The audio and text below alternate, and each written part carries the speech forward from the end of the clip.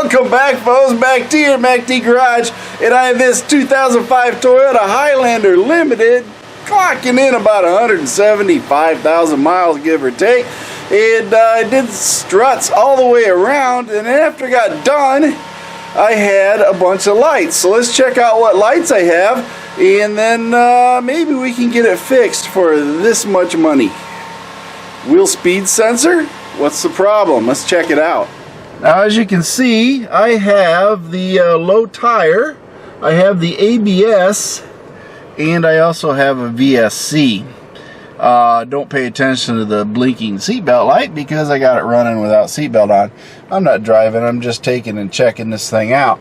Now, these lights did not appear until after I got done replacing the struts.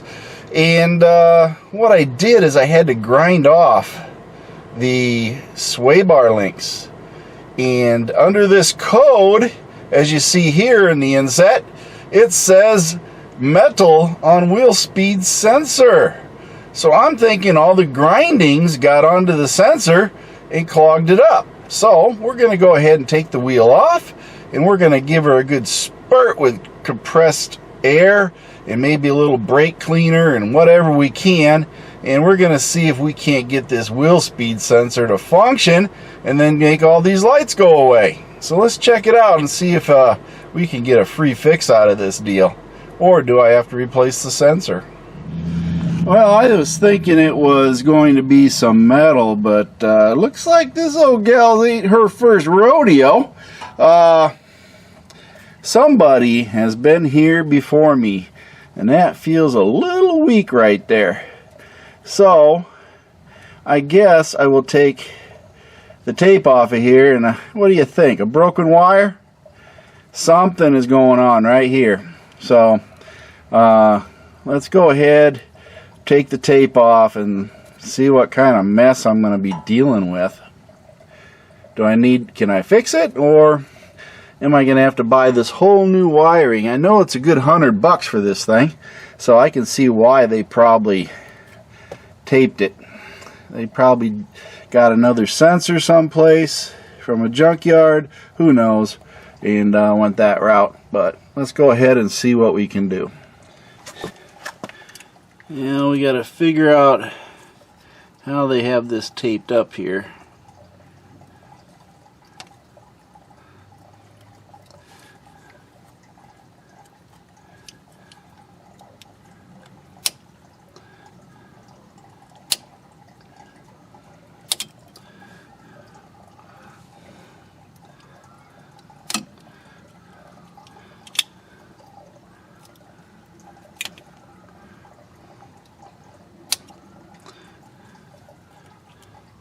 I don't know.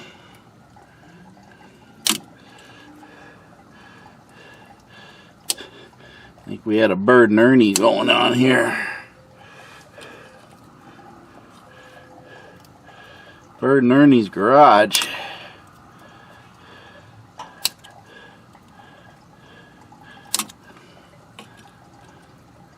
That ain't looking good.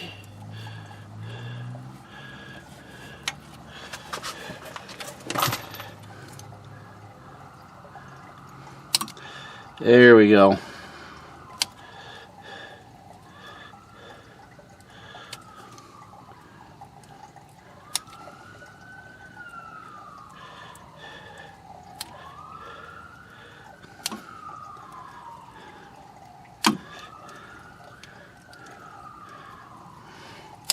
Not sure where we're going with this.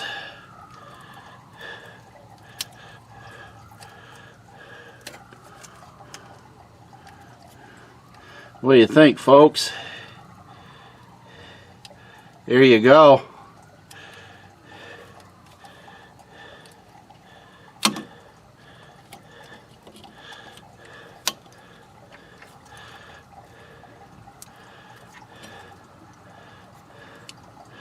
What kind of deal is that, huh?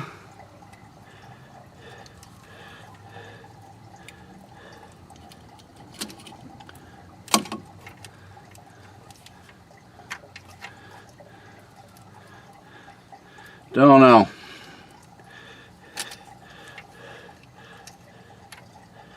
Yep, we got her broke. There ain't no saving this. This is broke right off. That's where it's at, right down here. If you can see, try to tilt it down here. Nice and close. Right there. So, we are going to have to order a new sensor. There ain't no fixing that. It looks like it's just been through too many. And it just broke off. So, we have to order a new sensor, and it's a whole harness thing, so we'll have to wheedle our way through all that mess to get this fixed and replace the whole sensor. So, well, I'll be right back with the new sensor. Everything seems to be in order. This is the cable, 2 connectors. It's got a metal frame, and it's zip tied to the metal frame. Connections and loops all look like they're supposed to be. Clip, and then of course the sensor. Now when you put this in, you want to make sure you got the right one. So based on what I'm seeing right here, it all goes up in like it's supposed to. Now I gotta take the wheel well cover off, but it's gonna bolt right up and it's gonna loop around just like it's supposed to.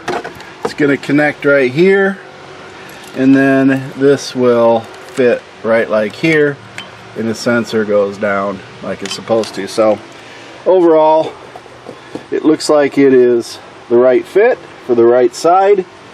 Now I have to remove the wheel well bolts. You got one here, one here. I think you got one up here someplace. You got one here, some others underneath. So, and then a few fasteners here and there. So, we'll pull her off, get it off of here. And I don't know if there's any up underneath, but I'll check them out. But this wheel well cover's got to go off because it goes up underneath of it. And I pulled the bottle out, and this hole right here is where it comes out at. But I have to remove the power steering reservoir to get access, and I'm not even sure I can get my fingers in there. So we're going to shoot for the wheel well route to get it out, but that would be one option if you wanted to avoid removing the wheel well. I guess if you could somehow fish it in there and then out and get it connected, good on you, but we'll just take the wheel well off.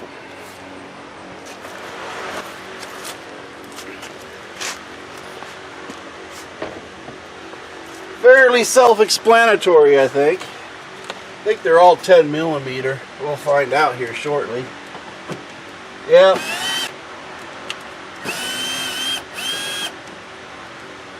We'll just start taking them all out. Hope for the best.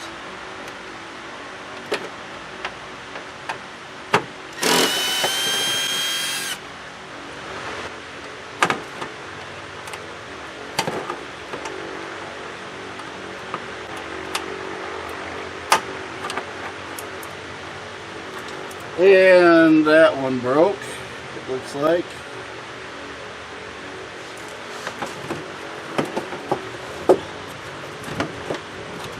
Oh, I got another one down here. Let's see if it's gonna break off from rust.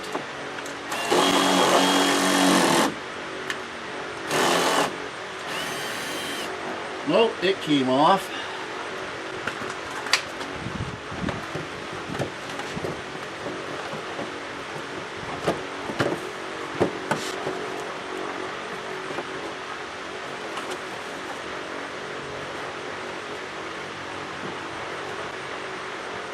And there's another keeper on there.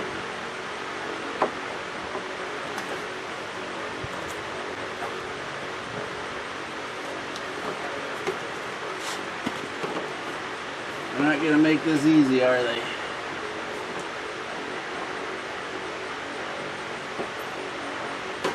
Oh, this one wanted to cooperate. This is what broke off. I might have some more of these in the toolbox here.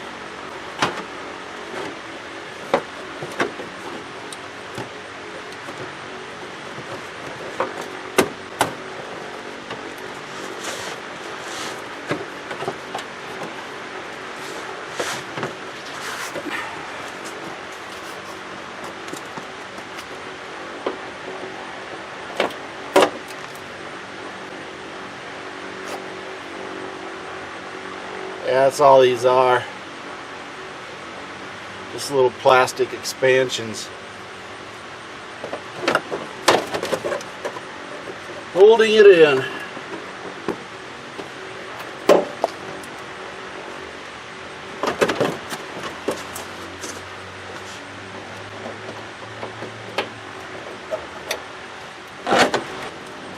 You know what? That's all you need to do. We got it down enough that we can actually see this, so let me show you. You don't need to take the whole thing off, just this front part. Right there she is in all her glory. That's all we need to disconnect. So you only need to take, you know, a little bit of this apart. You don't need to take the whole thing off, but hey, gives you plenty of room to reach up in there and grab that thing. As you can see, the hole, you could probably disconnect the whole thing and force it through and then reconnect it. So it might be doable up through there, but then you'd have to remove the power steering reservoir. So 6 one way, half dozen another, I guess. Now let's go ahead and disconnect this. You just squeeze on this end right here, the gray piece, and this push, and it comes undone. Easy. And did this one here, it's a 13. So we just undo that. Now we'll go ahead and do this one. And it's a 12. Helps if I don't go the wrong way.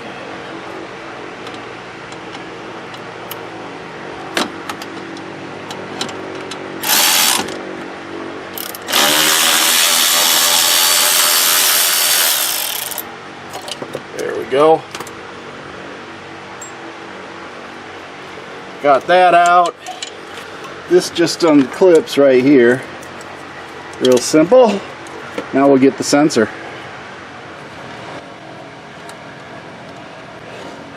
Now we'll get this sensor off of here. 10 millimeter.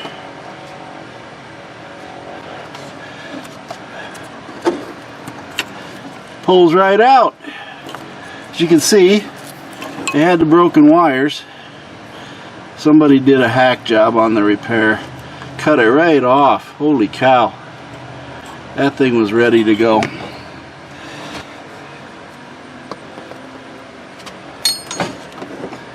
Guess we just toss this bad boy back in here.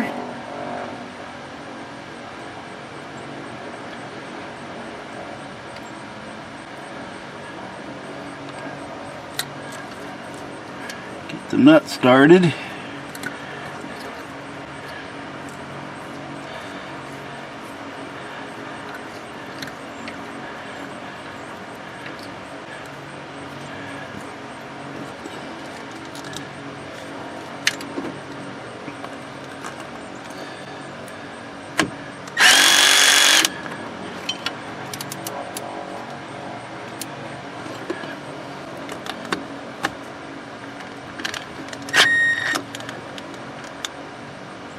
There we go, nice and tight for that.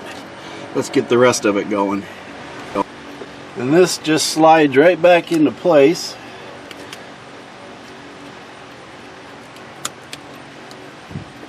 Snaps right in there, so that's nice and taken care of. And then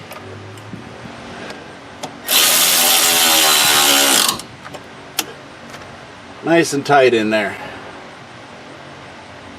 So, got that done. I'm going to bend that just a little further away from this brake line. I think we're set. All we got to do is tighten up this one here.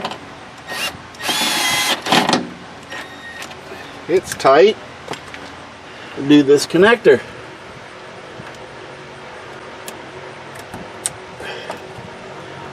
And that is set. Put the wheel well back on and wheel well cover, and we'll be all set to test her.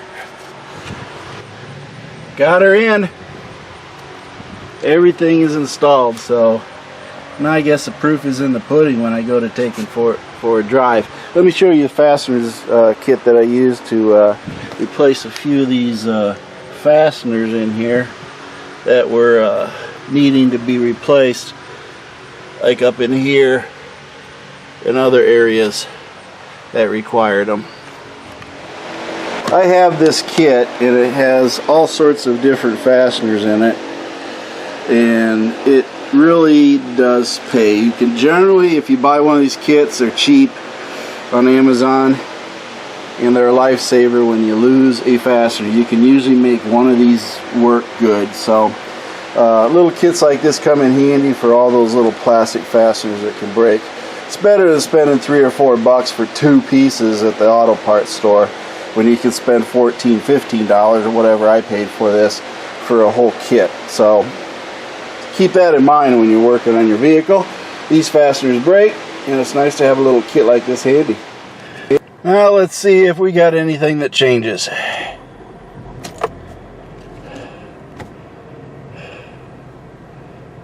Well, that's a good sign.